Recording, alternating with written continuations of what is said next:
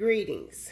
I am the Elite Sun Goddess, the Goddess General, sharing my energetic signature with the globe. Divine Collective, there is a lot to unpack here.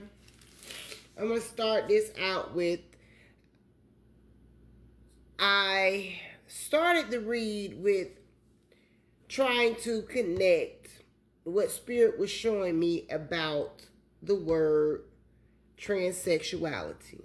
Okay, we know that it refers to an experience where a person's gender identity differs from the sex they were assigned at birth. Okay, but looking at it through an esoteric lens, it involves viewing gender transition not only as the physical or social process, but as a profound spiritual, alchemical, and metaphysical journey of the soul. All right? So that's just to give you kind of like where we're going with it. There is also, let me say this too. Use your spiritual discernment when listening to these messages, okay? I'm going to continue to tell you that you have to be grounded when listening to tarot, because tarot can drive you insane if you're not a grounded individual, realizing that everything in a situation may not apply to you. And the parts that do, that resonate, take it. Everything else, leave it for somebody else, okay? Energy is fluid. So if I say he, it can be a she. If I say she, it can be a he. Use your spiritual discernment, and if it doesn't apply, let it fly. Now, it's a lot of moving pieces to this puzzle.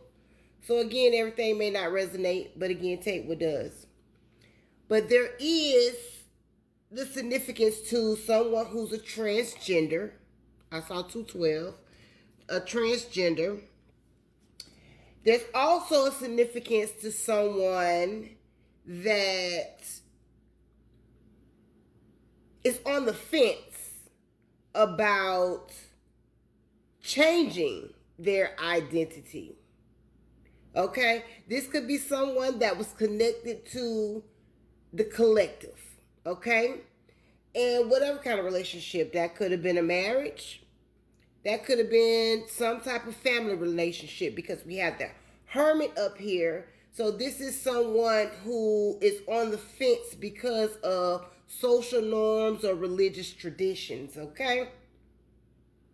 Now, with that being said, Divine Collective, there is a marriage here, a house, and a metaphysical journey of the soul. There are a group of individuals who are family members to the collective who were using magic to try and control two divine beings to steal material security. There's also a karmic masculine that is a transgender, as I stated, or either wants to transition into a transgender that the collective was connected to in some sort of union. Divine Feminine, this is not for everyone. Or I should have said Divine Collective. That part of the message is not for everyone. Nonetheless, there is a betrayal here to stop and block a divine union. Intuition, material prosperity, and justice with magic.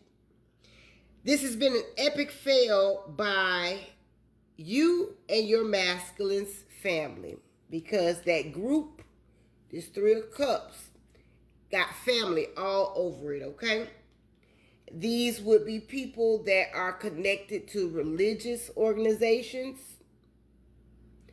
and come off as Christian individuals, yet they are in the background doing magic. Now, Divine Masculine is showing up as the King of Swords, who has put an end to these blockages and sees expansion with the high priestess energy. He's very disappointed about the work done against his divine feminine. And I heard with this world card right here, I'm going to pick the world up and I'm going to drop it on their fucking head. Okay? That's what I heard. Now, there's also news coming from an authority figure within the government to the high priestess, who's been standing her ground and is getting equal reciprocity for her investments. These are investments in which these family members, friends, loved ones, whoever they are, had a hand in manipulating and stealing. Okay? Like I said, this Four of Wands here is a house, and that Four of Wands is a marriage. Now, this group that is inclusive of divine masculine and divine feminist family worked together. Now, when I say that, I mean these individuals in your families could know each other. Or these could be independent groups, because there's a lot of emphasis on groups. We got the Five of Swords here, the Five of Swords here. I got this Three of Cups here, okay? So this is a lot of emphasis on different groups, okay, that are fighting behind the scenes. But they work together to create illusions to put counterparts against one another. This karmic masculine worked to create situations for the divine feminine to be isolated and experience hardships in which she's healed. And this karmic masculine, along with divine masculine's family, work together. And that family, again, can be inclusive of people that are friends who are considered family, okay? It can be blood or not, but they are considered family. But they work with divine masculine's family within an online community to restrict the divine feminine, who is showing up as hope, inspiration, and a healer. Someone who has invested in themselves and persevered. These individuals were in competition and were competing with themselves for a position that belongs to the divine feminine. This victory, success, and recognition has a lot of people that are fighting amongst themselves concerning these two coming together. So ultimately, it's about a powerful connection coming together and wealth. This is a wealthy connection. It's also something here about a divine masculine, and that divine masculine may have been married before, and at some point the ex-wife was using magic to control this masculine with money she squandered.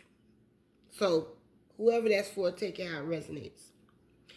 These family members are fake Christians who were working against the divine collective.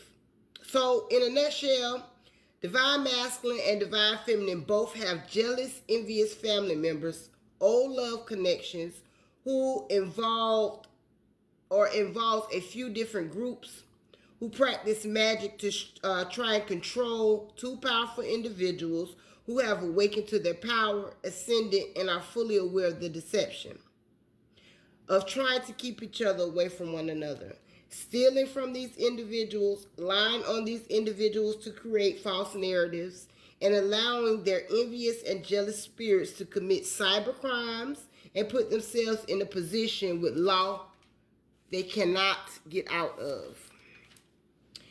Divine feminine, divine masculine says, fuck these people. He's protecting you. I'm just giving it to y'all how it came to me. These greedy, selfish ass people are destroying themselves. Somebody also wanted to control someone's forward movement by holding onto a house that's here also.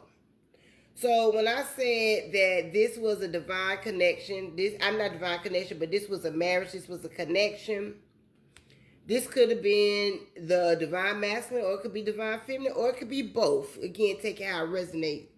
Whoever your karmic partner is has been holding on to something you don't even know about. This could also be some family members that are holding on to some property. So take it how it resonates. Now, the projections and illusions were not adding up. This is why the divine masculine was neutral in a situation and needed time to think about a connection and gather more information other than the illusions they were being presented by someone. And I got that because this Eight of Pentacles came out sideways.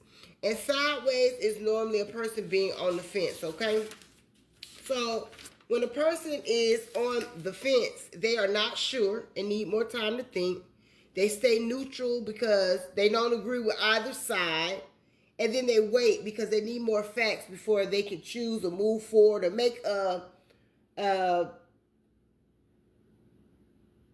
decision that is going to be fruitful for themselves. And you can't blame individuals for that, okay?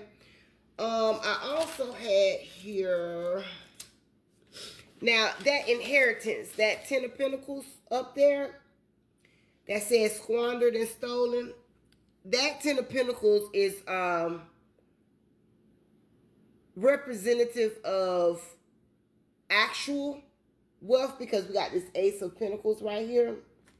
So it's representative of that, the seed, some type of a seed, or it could be something that you were obtaining from your work, something you were doing for work, that these individuals had a hand in siphoning and stealing, which is an epic fail because we do have law here, okay? And this is the information that's coming to you, Divine Collective. But it's also individuals knowing how powerful two people are who hadn't at one point awakened and siphoning that energy and trying to block their intuition, okay? So for whoever that way represents, whoever that part is for. So esoteric inheritance refers to the passing down of hidden spiritual or mystical knowledge, power, or lineage, rather than physical wealth. Now, we're talking about the esoteric part of it, okay? Looking at it through that lens. It often involves a sacred or energetic transmission from teacher to student or ancestor to descendant, found in occult, mystical, and Gnostic traditions. Now, whoever those teachers and those ancestors, which would be parents. So parents are significant here as well, Divine Collective. Because there are parents that should have either told you something about who you are because your parents knew and know who you are. For those of you that still have parents that are here, 1313, I just saw that. And it was something they failed to tell you about your lineage. And the things that they know that you can do. It's something like that, okay? I think that's it. Because this was a lot. I kept getting so many messages from this message. And I wrote this other part down because it was a lot. But I said there is a group of people who betrayed the Divine Collective who is on a profound spiritual, alchemical, and metaphysical journey of the soul. These people tried to control the forward movement and prevent a true divine union from coming together. There is theft of property and stolen inheritance of wealth. Okay, so we did go over that. Now, these are people who celebrated too soon because powerful new beginnings and material prosperity, career, and healthy new emotional connections, unconditional love, and balance is here from the universe for the Divine Collective. So that's going to end that. I am the Elite Sun Goddess, the Goddess General. I am Master, and I Self Lord. Ashe, Allah say.